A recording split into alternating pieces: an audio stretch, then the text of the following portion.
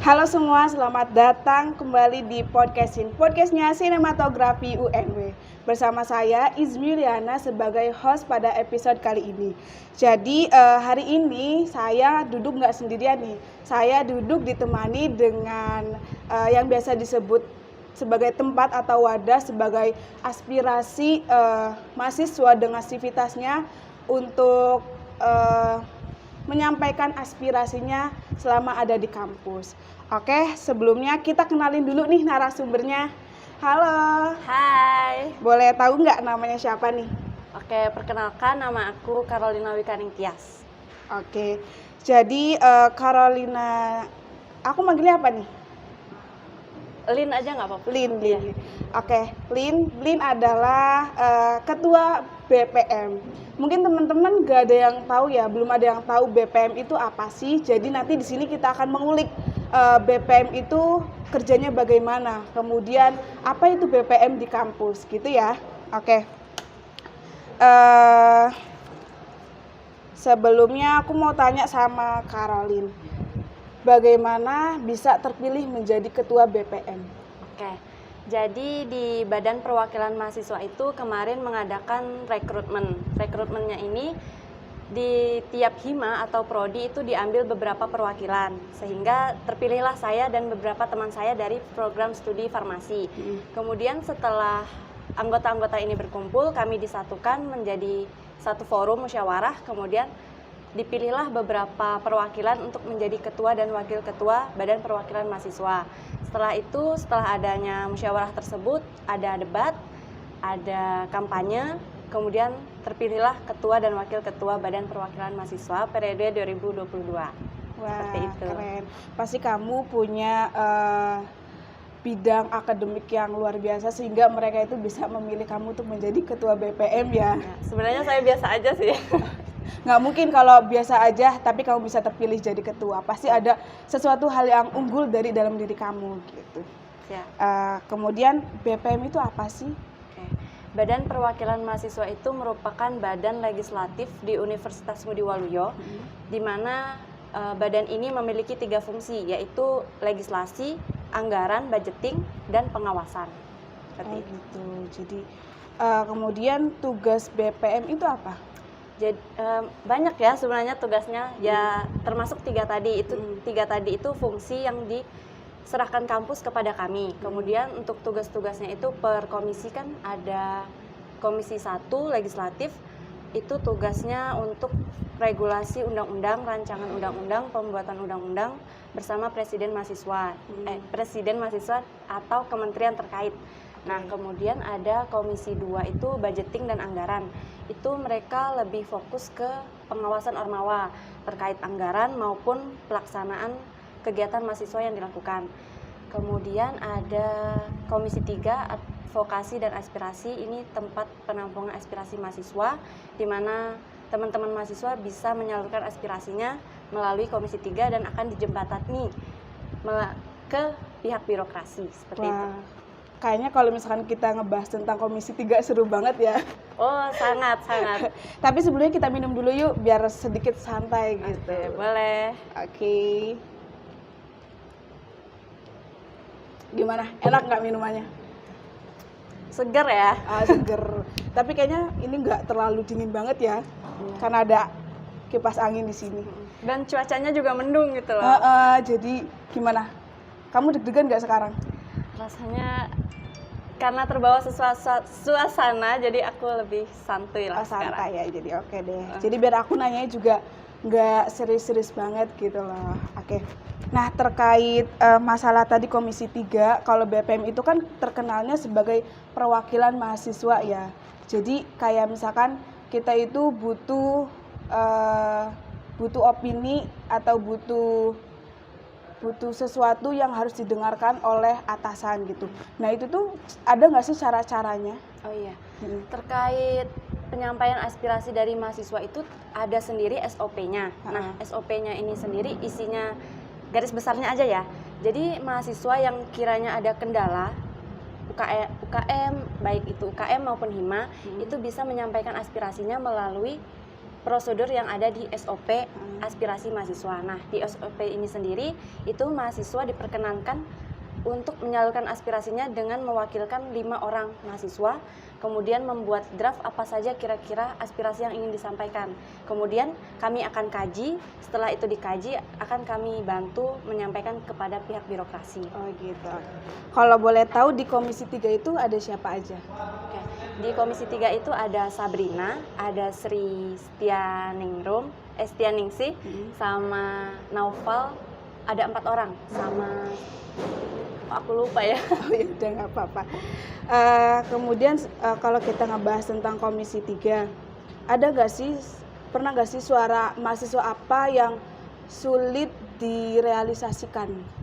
Oke, terkadang gini ya, aspirasi mahasiswa itu datang dari pribadinya sendiri. Misalnya ada sih beberapa masalah yang kayak terkait fasilitas kampus. Nah, itu kita pasti bantu banget. Nah, kemudian untuk aspirasi yang mengenai pribadi mahasiswa itu kan gimana ya? Kita dari pihak kampus juga tidak bisa mentoleransi gitu. Jadi beberapa kasus aspirasi juga memang tidak maksudnya tidak disetujui dari kampus, dari pihak birokrasi sendiri. Gitu ya. Nah, kalau misalkan menyangkut hal itu juga, sekarang kan masih pandemi. Pasti banyak juga mahasiswa yang meresahkan dengan yang namanya UKT. Nah, kamu sebagai ketua BPM, bagaimana mewakili suara mahasiswa untuk mereka? Terkait UKT ya, kita kan mahasiswa Universitas UKT dan fasilitas ya? Fasilitas, iya. Okay. Kita kan mahasiswa Universitas Ngudi Waluyo yang di tiap program studi itu memiliki UKT yang berbeda-beda. Nah, itu kan sudah ada cakupannya sendiri gitu loh dari kampus. Misal yang kesehatan kan 8 sekian, yang tidak non kesehatan sekian. Nah, itu sudah ada cakupannya sendiri. Jadi mahasiswa itu memiliki range atau kelasnya sendiri gitu loh untuk terkait UKT seperti itu. Oh gitu.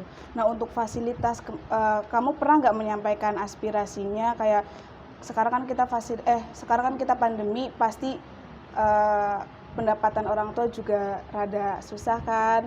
Kemudian untuk pokoknya kayak masalah dana untuk pembayaran UKT itu nggak sesuai dengan fasilitas selama pandemi gitu. Pernah nggak kamu menyampaikan aspirasinya? Oke, terkait aspirasi. Tapi mohon maaf sebelumnya suaranya rada dikencengin ya. Oh iya. Oke. Maaf. Terkait aspirasi yang daring ini kita sudah pernah sampaikan di periode BPM sebelumnya. Dari pihak kampus itu mengadakan pembagian kuota melalui pemotongan UKT juga. Nah, itu sangat membantu mahasiswa, namun juga dari pihak kementerian itu kan ada yang namanya program yang mahasiswa itu yang dinas pendidikan ya, Kementerian Pendidikan. Nah, itu juga menyampaikan uang kuota untuk mahasiswa. Nah, itu juga sangat membantu mahasiswa seperti itu. Tapi kayaknya waktu itu cuma 2 kali aja, ya nggak sih? Iya, tiap semester diaspirasikan gitu kan. Kemudian kamu kan sebagai ketua BPM, tahu nggak setiap mahasiswa itu kan kuota untuk mahasiswa yang selama pandemi, kan ada juga beberapa mahasiswa yang nggak dapat kuotanya. Nah, itu kenapa? Apakah dipilih random atau emang mereka benar-benar memilih secara data yang valid kalau misalkan emang mereka itu butuh? Oh iya. Jadi gini sih, sebenarnya untuk kuota itu kan kita sudah ada alurnya ya. Pendaftaran di mana kita juga mendaftarkan nomor ponsel kita. Nah, ketika Univ sudah memvalidasi hal itu, kemudian dari pihak kementerian juga sudah mengirimkan kuota kepada mahasiswa, cuman karena misal ini kadang kendala teknis juga ya. Mahasiswa itu kan ada yang ganti nomor ponsel, jadi kuotanya nggak nyampe ke dia dan dia ngomong ngedumel gitu kan, kok aku gak dapat kuota gitu kan, padahal aku kan udah daftar. Nah, padahal itu kesalahan dia sendiri karena ganti kartu dan tidak dilaporkan kepada lagi pihak kampus. Oke. Nah, oke deh. eh, aku mau ngebahas ini dulu. Kenapa sih harus ada BPM di kampus? Oke. Jadi fungsi utamanya BPM itu kan ya 3 tadi ya, legislasi, anggaran, budgeting, dan pengawasan serta aspirasi. Nah, fungsinya BPM ini sangat membantu WR3 bidang kemahasiswaan untuk mengawasi organisasi mahasiswa itu sudah sesuai jalannya, sesuai kebijakan, anggaran yang sesuai atau belum, seperti itu. Jadi ketika ada ormawa yang mengajukan seperti DPM ke pihak BKPP gitu kan. Nah, itu dikoreksi dulu sama BPM, ini anggarannya tuh udah sesuai atau belum gitu. Oke. Fungsi utama. Nah, denger-denger nih kemarin kan BPM abis ngadain mubes ya. Iya. Gimana acaranya, lancar nggak?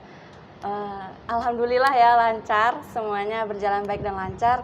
Cuman memang keaktifan dari tiap ormawa untuk menyampaikan kebijakan-kebijakan atau produk hukumnya itu masih kurang, masih minim kita. Nah, jadi di sini juga aku mau ngajak teman-teman ormawa boleh. supaya ayo kita aktif gitu loh. Misal ada problem tuh kita sampaikan gitu.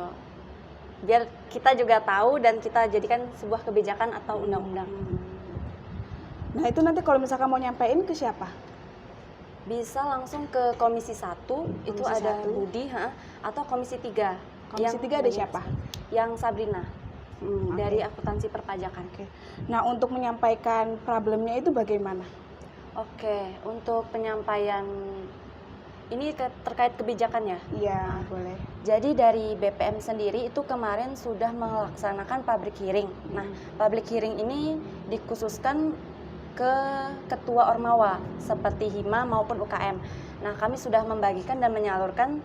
Harapan kami itu setiap ormawa sudah berdiskusi dengan ketuanya untuk kebijakan-kebijakan apa yang sekiranya mau diajukan ke BPM gitu kan, dan akan kami bahas. Nah, di sana ada beberapa undang-undang yang diajukan ormawa melalui forum itu.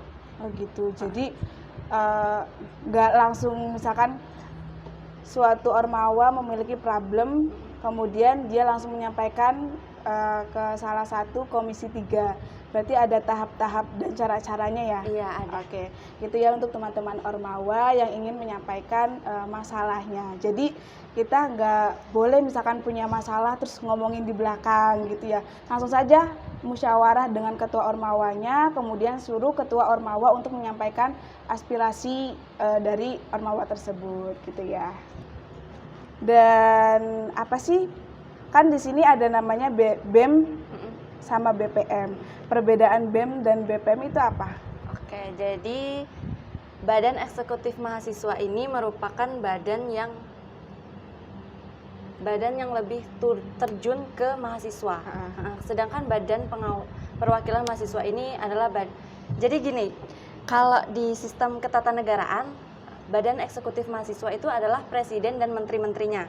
Sedangkan Badan Perwakilan Mahasiswa ini merupakan DPR dan MPR. Nah, seperti itu. Jadi selain kita mengawasi ormawa, kita juga mengawasi BEM. Seperti. Jadi BEM ini cakupannya untuk seluruh untuk ormawa atau seluruh mahasiswa? Seluruh mahasiswa. Oh, seluruh mahasiswa. Tapi kalau misalkan tadi kan aku nanya dari ormawa ya, bagaimana cara menyampaikan masalah.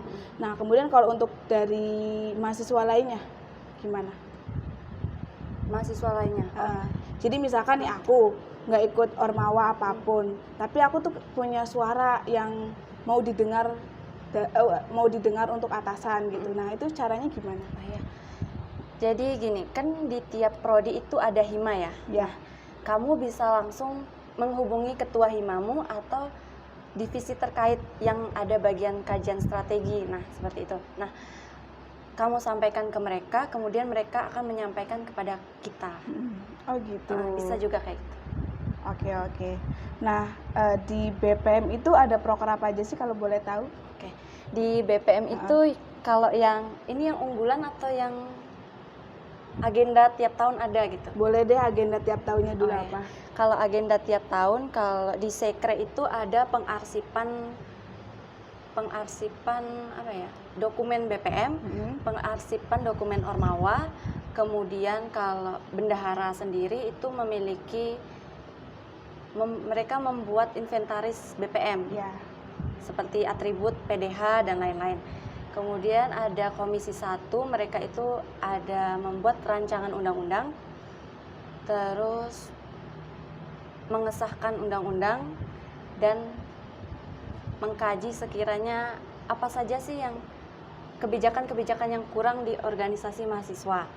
Itu juga bisa berdiskusi langsung dengan presiden mahasiswa. Kemudian yang Komisi 2, budgeting dan pengawasan, ini lebih ke pengawasan program kerja, pengawasan anggaran dana setiap triwulan, kemudian budgeting Ormawa, seperti itu. Kemudian Komisi 3 itu ada aspirasi dan advokasi, lebih ke public hearing, kemudian penyampaian aspirasi, sarasehan ini forum diskusi bersama birokrasi. Oh gitu. BTW kamu haus nggak sih? Ya lumayan sih. Aku dari tadi kayaknya banyak nanya jadi rada haus. Iya. Kita minum dulu lagi. Boleh. Ya. Oke. Aku mau nanya lagi nih. Tadi kan ada beberapa proker yang kamu sebutin. Nah, untuk proker unggulannya itu apa? Kalau proker unggulan dari aku itu kemarin ada sarasehan. Ini baru sih proker unggulannya, sama training legislatif. Harapannya sih teman-teman mahasiswa itu bisa ikut training legislatif karena setidaknya mahasiswa itu tahu apa sih fungsi legislatif di sebuah universitas seperti itu. Kemudian untuk sarasehan ini kita bikin forum. Kalau periode-periode sebelumnya itu kan BPM membuat forum secara online ya. Nah ini tuh harapan kita tuh birokrasi dan mahasiswa itu berada di satu forum dan saling menyampaikan pendapat. Jadi feedbacknya itu secara langsung gitu. Iya. Semoga aja bisa terlaksana secara offline ya. Iya. Oh iya, aku juga lupa menyampaikan ada deputi di bawah sekretaris kami itu ada deputi, deputi internal, eksternal dan medinfo. Ini tugasnya mengoptimalkan publikasi maupun proker dari pengurus inti seperti itu. Untuk langkah kedepannya BPM itu seperti apa? Oke, langkah kedepannya harapan kami itu kami membuat kebijakan-kebijakan produk hukum yang lebih baik, yang lebih mengatur Ormawa, kemudian SOP dan ketata urusan GKC itu lebih kuat. Oh gitu ya. Dengan Oke deh, karena apa ya? Aku juga sebagai mahasiswa yang kayaknya sedikit apatis. Jadi ini aku nge-host sama kamu tuh rada masih sedikit bayang-bayang tentang BPM gitu. Tapi tadi ngomongin masalah GKC itu mau diapain? Kayak sebenarnya masih rahasia sih ya. Gitu, tapi enggak sih. Boleh dong spill sedikit-sedikit. Oke, jadi kemarin itu kan ada sidang khusus ya setelah Mubes itu kami sampaikan kalau akan ada pengurus GKC secara khusus. Jadi di GKC ini akan dibikin jadwal terperinci terkait penggunaannya, Ormawa apa aja yang menggunakan, itu sudah terjadwal gitu. Jadi kita lebih enak aja. Iya, jadi nggak bisa Ormawa itu setiap hari datang ke GKC gitu. Oh gitu. Iya. Terkait masalah-masalah di GKC kan juga kalau pembayaran pembayaran token listrik seperti itu kan kurang ada strukturnya gitu. Nah, kalau boleh tahu nanti pengurusnya itu siapa? Nah, itu akan melalui seleksi dari panitia khusus yang dibentuk oleh Badan Eksekutif Mahasiswa. Oh, gitu. Oke deh. Tapi kalau boleh tahu nanti kira-kira UKM Sinema boleh nggak setiap hari datang ke GKC? Oh, boleh banget. Apalagi kegiatannya kan kayak gini kan keren gitu. Terima kasih. Sering-sering datang ke sini ya. Maksudnya gimana UKM Sinematografi ada masukan apa nih dari ketua BPM gitu. Oke, ini kan Sinema udah bikin YouTube ya. Iya. Ini bangga banget sih rasanya ketika aku masuk sini dan ada di konten kalian tuh aku bangga banget rasanya. Nah, harapan aku sih Sinema semakin berkembang, bisa ikut kegiatan nasional maupun internasional. Gitu sih, membanggakan nama kampus. Oke, terima kasih. Saya juga mewakili teman-teman Sinema, terima kasih untuk Caroline yang udah mau datang ke sini, nyempetin waktu, terus duduk di sini gitu ya. Terus BTW UKM kita udah internasional loh. Dan Wah. kita juga ini nih ada Ini ya. ini kemarin kita juara 2 Heeh. lomba film pendek tahun kemarin sih, tahun Oh, 2021. periode kemarin. Iya. Terus ini juga ada pelajaran bahasa. Kemudian Kuratorial teks sejak dini. gitu. Dan sekarang kita lagi ikut lomba film. Oh. Iya. Jadi mohon doanya semoga kita bisa masuk ke seleksi berikutnya. Amin, amin, amin. Kayaknya aku udah ada lihat posternya deh di mana. Apa ya judulnya? Rengokno. Rungokno Itu ya? aku. Oh, iya. Iya. Itu udah di-spill ya di Iya. dunia sinematografi. Udah. Sebenarnya sih harusnya buat rahasia ya judulnya itu. Jadi nanti kita spill pembuatan-pembuatannya aja biar kayak orang-orang tuh kepo, ih lagi bikin apa sih kayak gitu kan. Tapi ya udahlah nggak apa-apa biar mereka tahu nanti di dalamnya apa sih Rungokno aku itu. gitu Biar kan. penasaran gitu ya. Gitu. Oke, sebelumnya terima kasih banyak untuk Caroline yang udah datang ke sini. Saya juga merasa terhormat sekali karena bisa menemani Caroline di sini gitu. Oke, untuk teman-teman semuanya, terima kasih yang sudah mendengarkan podcast dari sinematografi. Kemudian untuk channel berikutnya teman-teman bisa komen nanti kira-kira kita nge-podcast sama siapa lagi nih lebih asiknya biar teman-teman tahu gitu kegiatan kita tuh ngapain aja gitu. Oke, jangan lupa juga untuk like, subscribe dan juga share. Terima kasih Caroline. Terima kasih Sinema.